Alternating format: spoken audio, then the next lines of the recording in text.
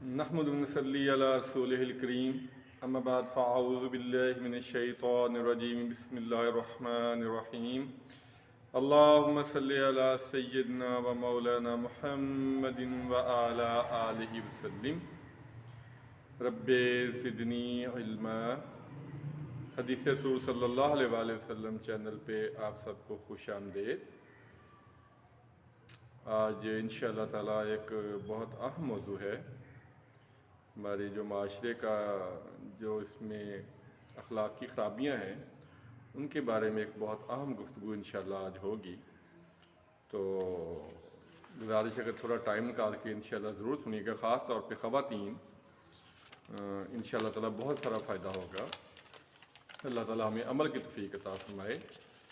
آج کی جو پہلی حدیث ہے وہ بخاری شریف میں 5096 اس کا نمبر ہے، 5096، اور ترمذی شریف میں یہ حدیث موجود ہے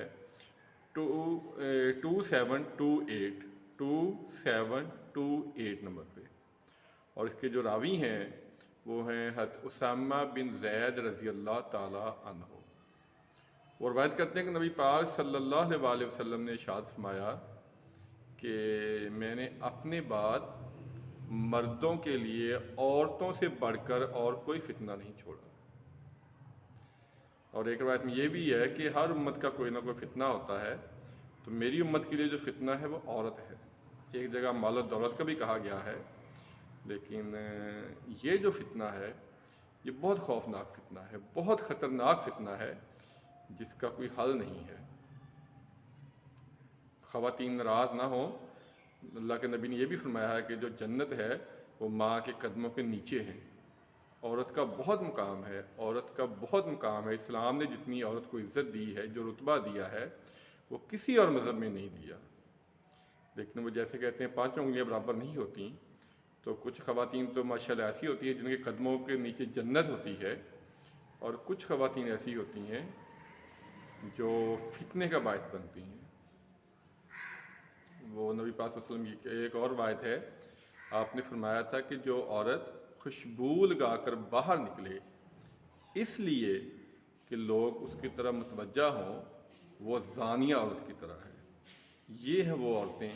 جو معاشرے میں فتنہ پھیلاتی ہیں،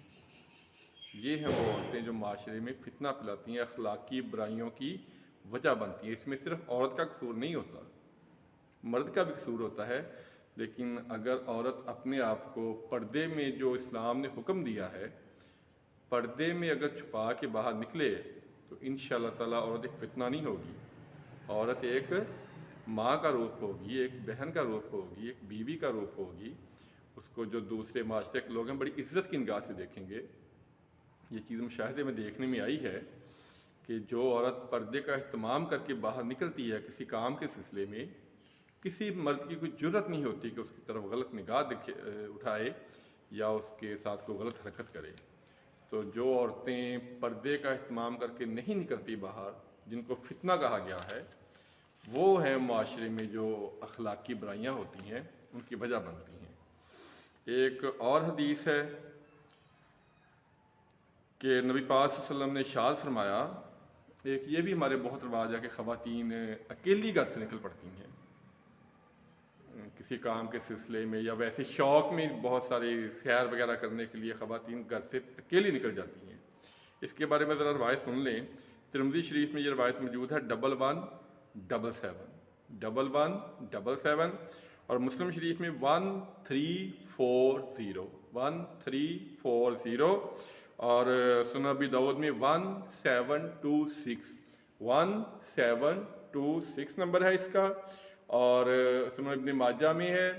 1723، اور بخاری شریف میں 1197،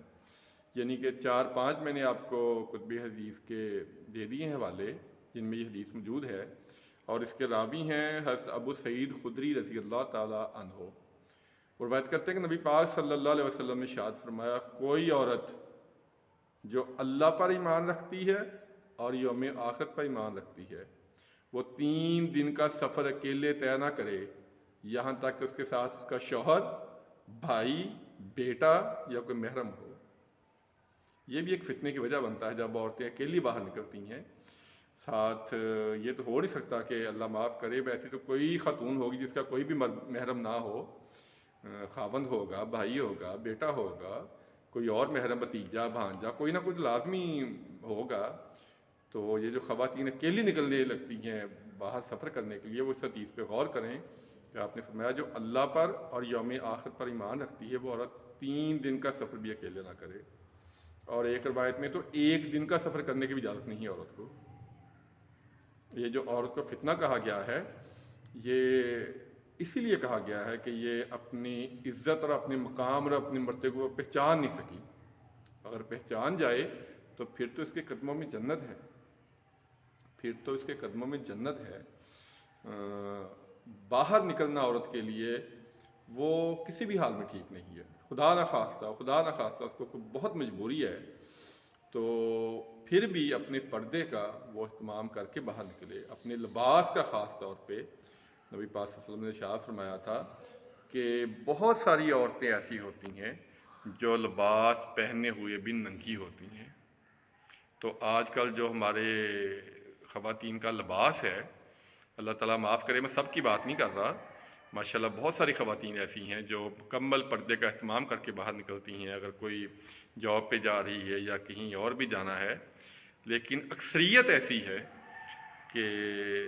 جو کپڑوں پہ پیسہ تو بہت خرچ کرتی ہیں لیکن کپڑے بہت کم ہوتے ہیں۔ پیسے بہت لگا رہے ہیں کپڑوں پہ، لاکھوں روپے کے جوڑے ہیں،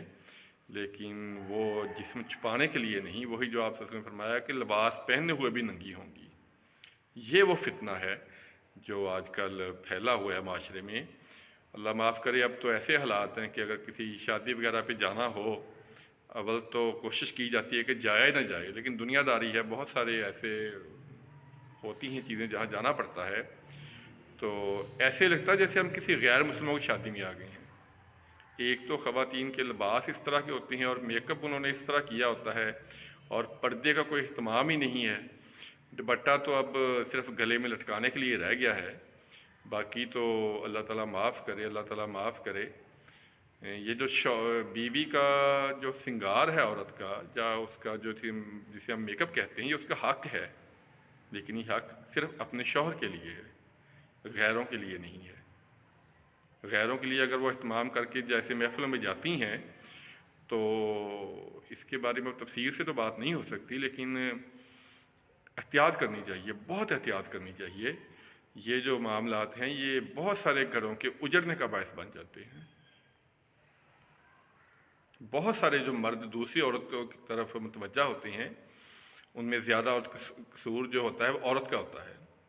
شاید کوئی عورت ہو جو خاص طور پہ اپنے خاوند کے لیے اہتمام کرے، اپنے آپ کو سنوارے، جیسے میں نے پہلے حدیث بیان کی ہے،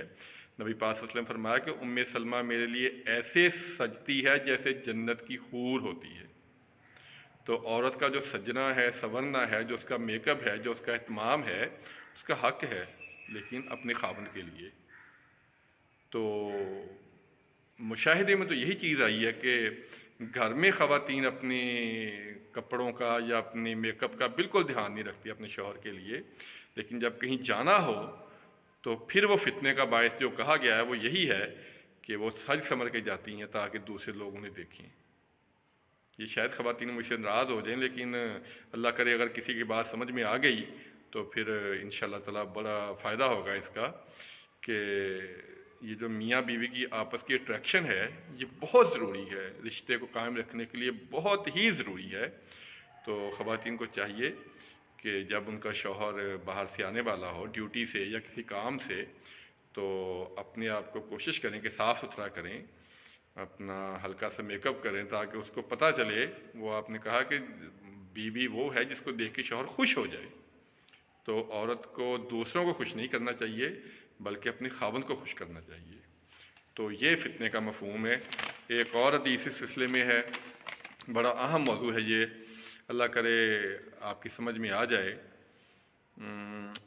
بخاری شریف میں 660 اس کا نمبر ہے حدیث کا، 660، کہ بڑی لمبی حدیث ہے، میں اس کو صرف اپنے جو موضوع کے مطابق ہے وہی بیان کروں گا کہ آپ صلی اللہ علیہ وسلم فرمایا تھا کہ قیامت والے دن 7 لوگ ایسے ہوں گے جن کو اللہ اپنے عرش کے سائے میں جگہ دے گا جب اور کوئی سایہ نہیں ہوگا۔ ان میں سے ایک شخص وہ ہوگا جس کو کسی جوان اور خوبصورت عورت نے گناہ کی دعوت دی اور اس نے کہا نہیں، میں اللہ سے ڈرتا ہوں۔ تو یہ فتنہ جو ہے عورت کا، جو اس سے بچ گیا، اس کا اجر و ثواب بھی بہت زیادہ ہے، اس کا اجر و ثواب بھی بہت زیادہ ہے۔ تو اللہ تعالیٰ میں یہ جو فتنہ کہا گیا ہے، میں بار بار لفظ استعمال کر رہا ہوں، میں نہیں کر رہا، نبی پاک صلی اللہ علیہ وسلم نے استعمال کیا ہے، خواتین ناراض نہ ہوں۔ میں نے کہا ماشاءاللہ بہت ساری خواتین ایسی ہیں جو مکمل اسلامی ماحول کے مطابق اور اسلامی طریقے کے مطابق زندگی گزار رہی ہیں، اللہ تعالیٰ انہیں جزائے خیر دے۔ لیکن اکثریت جو آج کل ماحول بن چکا ہے، وہ جو خاص طور پہ خواتین کا جو لباس ہے، اللہ تعالیٰ معاف کرے، یہ اس کے سلسلے میں ماشاءاللہ کافی بیان ہو چکی ہیں پہلے کہ عورت کا لباس کیسا ہونا چاہیے، اس کا یہ تو لمبی گفتگو ہو جائے گی، تو ہم اپنے موضوع کی طرف ہی آتے ہیں دوبارہ کہ ایک اور بڑی پیاری حدیث ہے، سنن ابی داؤد میں 2148 اس کا نمبر ہے، 2148، اور مسلم شریف میں 2159، اور ترمذی شریف میں 2776۔ اب یہ اگر خواتین باہر اس طرح نکل رہی ہیں تو مردوں کے لیے بھی اسلام نے کچھ احکام نازل کیے ہیں۔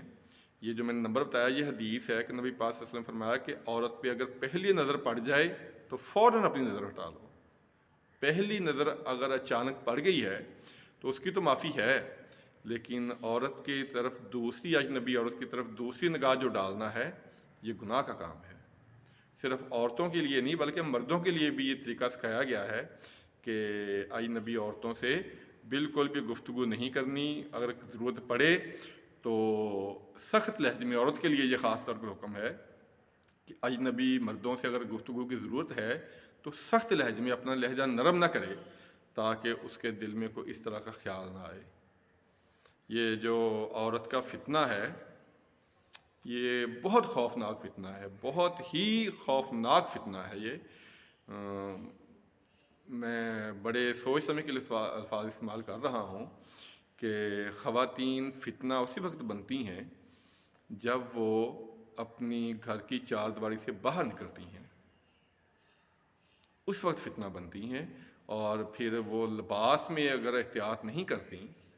لباس میں احتیاط نہیں کرتی، آج کل جو کالجز یا یونیورسٹیز میں جو ماحول ہے،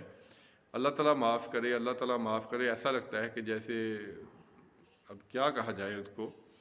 اگر کہیں جانے کا اتفاق ہو تو وہاں بیٹھنے کو دل نہیں کرتا۔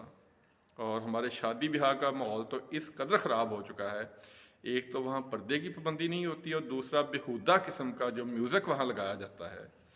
کوئی بھی انسان وہاں پہ شریف انسان بیٹھ نہیں سکتا، وہاں پہ کوئی گھنٹہ 2 گھنٹے گزارنا جو ہے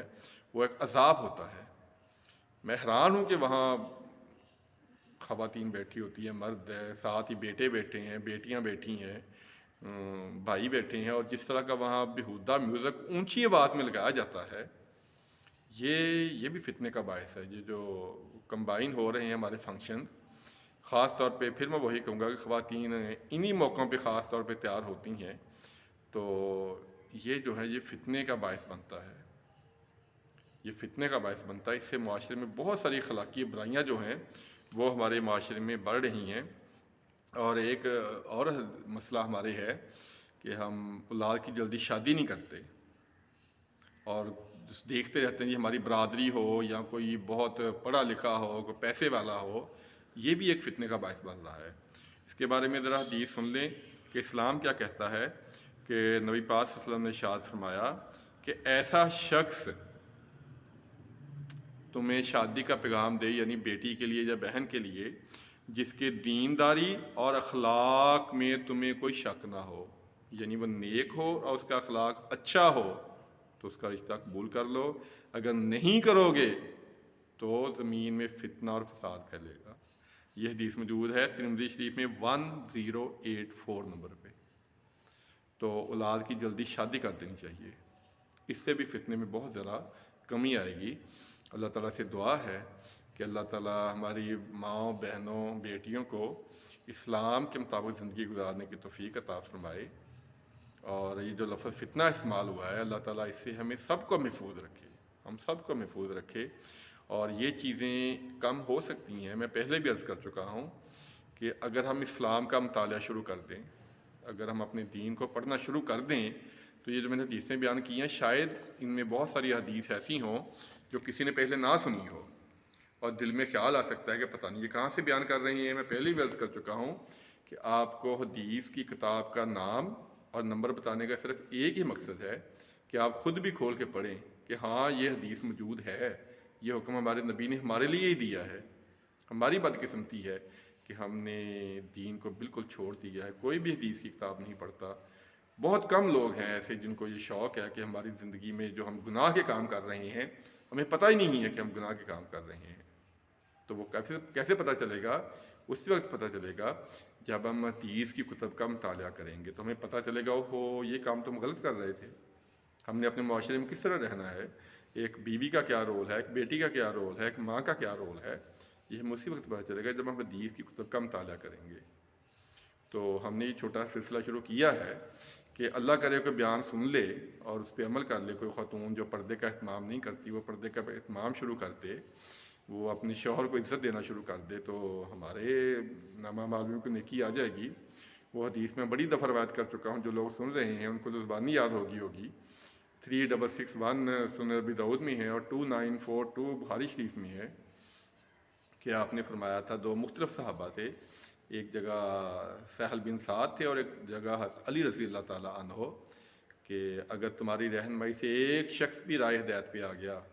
تو تمہارے لیے 100 سرخ اونٹ صدقہ کرنے سے بہتر ہے. تو اللہ کرے کوئی بیان تھوڑا ٹائم نکال کے سن لے تو کوئی اپنے گھر کا ماحول بہتر کر لے، کوئی پردے کا اہتمام کرنا شروع کر دے، کوئی یہ جو لفظ فتنہ استعمال ہوا ہے اس سے اپنے آپ کو بچا لے، اور جو ماں کے قدموں میں جنت کہا گیا ہے ایسا اپنا طرز زندگی اختیار کر لے، تو ہماری بخشش کا بھی ذریعہ بن جائے گا. اللہ تعالیٰ سے دعا ہے کہ جو کچھ سنا ہے اللہ تعالیٰ اس پہ عمل کرنے کی، اس کو آگے پہنچانے کی توفیق عطا فرمائے. آمین ثم آمین. السلام علیکم ورحمۃ اللہ وبرکاتہ.